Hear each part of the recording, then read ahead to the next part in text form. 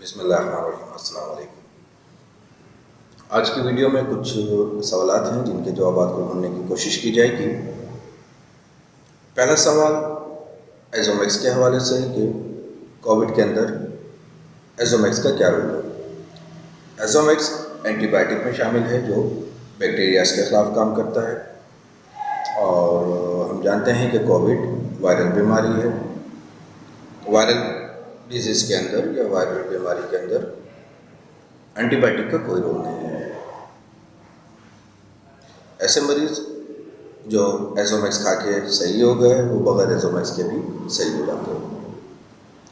Multivitamins का क्या role है। मल्टीविटामिन्स आपके इम्यून सिस्टम को इन्हेंस करता है, बढ़ाता है, तो उसका एक रोल हम समझ सकते हैं थ्योरेटिकली।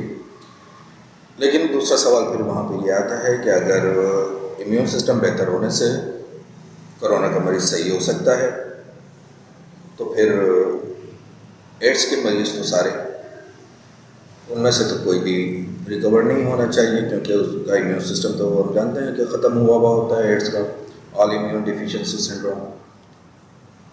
तो मिलियंस की तादाद में तो इस टाइम पे एड्स के मरीज़ दुनिया में मौजूद हैं, इवन कि हमारे लाड़काने में भी मौजूद हैं। अगर सिर्फ इम्यून सिस्टम का रोल था तो इसका एड्स के मरीज़ को रिकवर नहीं होना चाहिए था। ये एक सवाल है जो क्लिक करता है जहन में।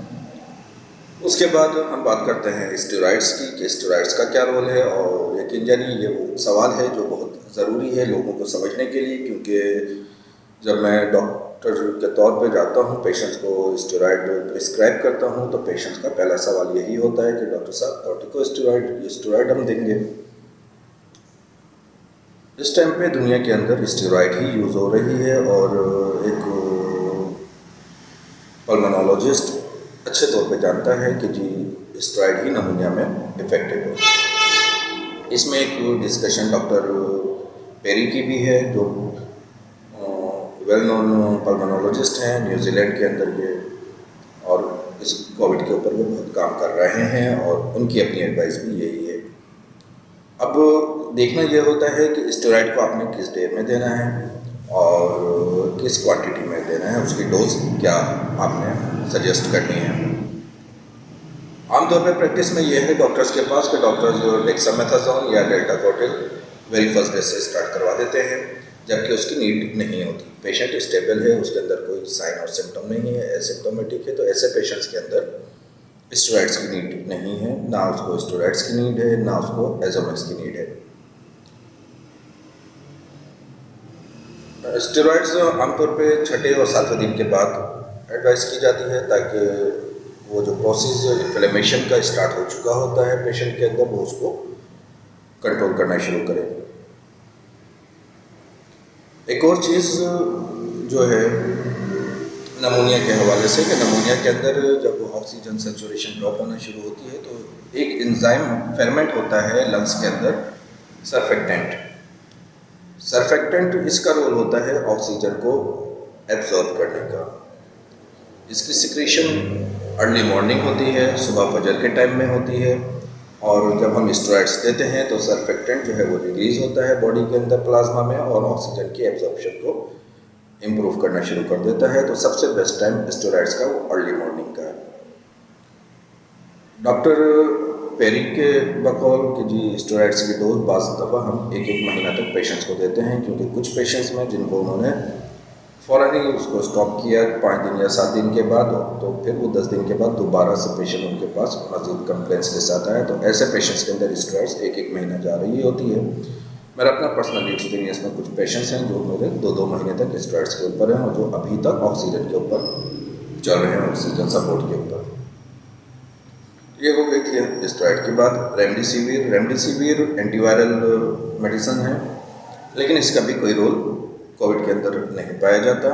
कुछ केसेस के अंदर उसको रिकमेंड किया गया कि जब आपका PCR पॉजिटिव इवन के 14 डेज़ के बाद भी आ रहा था, तो फिर ऐसी सूरत में उन्होंने PCR पॉजिटिव देखने के बाद रेमडेसिविर लगाई और फिर उसको इफेक्टिव पाया उस केस के अंदर।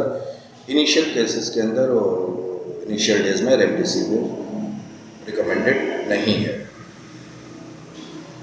एक्टेमरा इंजेक्शन 1,20,000 रुपये का मार्केट में, 80,000 से 1,20,000 में ब्लैक में हो रहा है, लेकिन उसका भी कोई रोल नहीं है। एंटी इन्फ्लेमेटरी ड्रग के तौर पे यूज़ होती है, गठिया के मर्ज़ में इस्तेमाल होती है, लेकिन कोविड के अंदर उसका भी रोल नहीं है। कोविड के अंदर जो रोल है बेसिकली वो स्टेरॉइड्स हैं। आप स्टेरॉइड्स लें, सेकेंडरी इन्फेक्शन जब बैक्टीरियल ग्रोथ उसमें पाई जाए तो फिर आप उसमें एंटीबायोटिक को ऐड कर सकते हैं, और रेस्ट है और वो अपना टाइम पीरियड कंप्लीट होगा तो रेस्ट, स्टेरॉइड, इन दो चीज़ों में आपका टाइम पीरियड कंप्लीट होगा और आप रिकवरी की तरफ आएंगे। अब चीज़ों को हम जब प्रीवियसली देखते हैं कि 2002 और 2004 के टाइम पीरियड को, तो 2002 और 2004 का टाइम पीरियड वो टाइम पीरियड था जब सार्स फर्स्ट टाइम दुनिया के अंदर आया था। WHO ने 2004 में इसको रिकॉग्नाइज किया। 72 कंट्रीज़ के अंदर ये फैला। 774 केसेस डेथ के वो जो है डायग्नोज हुए कि जी ये 774 अफराद जो हैं कोविड की वजह से या सार्स की वजह से मरे। अब उस टाइम पे सार्स को कैसे कंट्रोल किया गया, ये आज तक एक खामोश सवाल है जिसका कोई जवाब नहीं है। अगर हम वो सवाल ढूंढ लें तो उम्मीद है कि हम इसका कोरोना का जवाब भी ढूंढ सकते हैं। आज के लिए इतने ही। मज़ीद सवालात नेक्स्ट वीडियो के अंदर। उम्मीद है आज की वीडियो कुछ इंफॉर्मेटिव भी होगी और कुछ आप लोगों के मालूमात में इजाफा करेगी। आप सबकी दुआओं का तालिब, डॉक्टर फैसल इमाम।